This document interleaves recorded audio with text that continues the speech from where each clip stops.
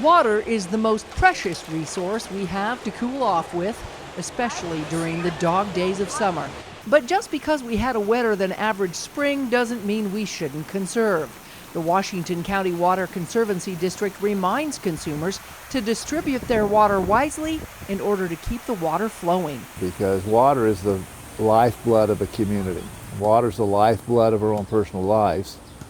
And if we need to use it efficiently, but we also need to make sure it's priced so that people don't put their own health and their own community at jeopardy. So it's a delicate balance.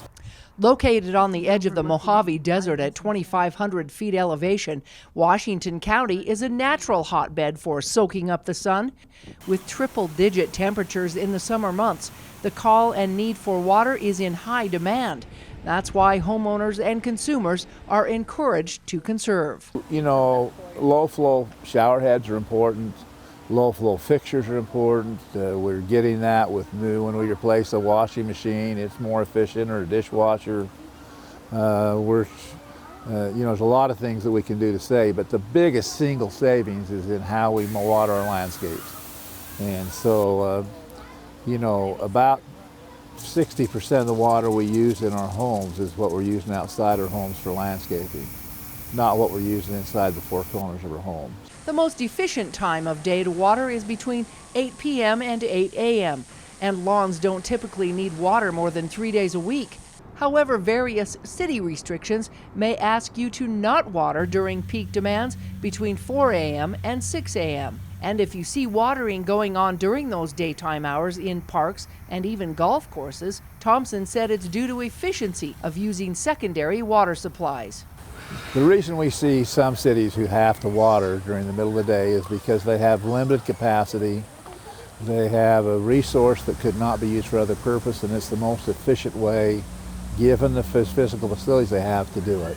Green space is also very important to our communities because it keeps our environment cooler. If you take landscapes that have no shade, no green space, and go check the ambient temperature, it's 10% or more higher than it is where you have a shaded landscape like here in this park, or in many of the homes that you see where there's trees and some green space. You know, an average kilowatt takes about 25 gallons of water to produce. So if we raise our power bill because we're saving water on our yards, the net effect is we may be wasting water. So it's trying to find that appropriate balance. Thompson said southern Utah has about 40% green space compared to 70% in the Wasatch Front. Nonetheless, he encourages builders to create better landscaping.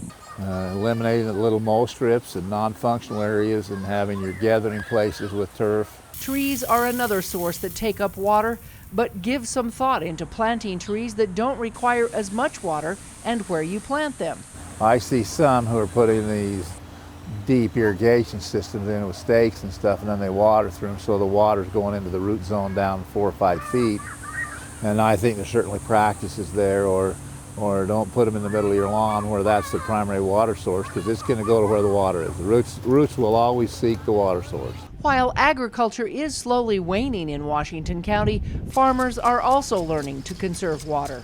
Thompson said Utah is a first water rights use it or lose it state. To protect that, there's a lot of things that have been happening by the irrigation companies. They have piped canals and ditches. In some cases, they've gone to pressurized irrigation. The Washington County Water Conservancy District urges water users to look into their water audit program. For more tips on conservation and watering, go to the Water Conservancy website. In Washington County, Melissa Anderson, Community Education News.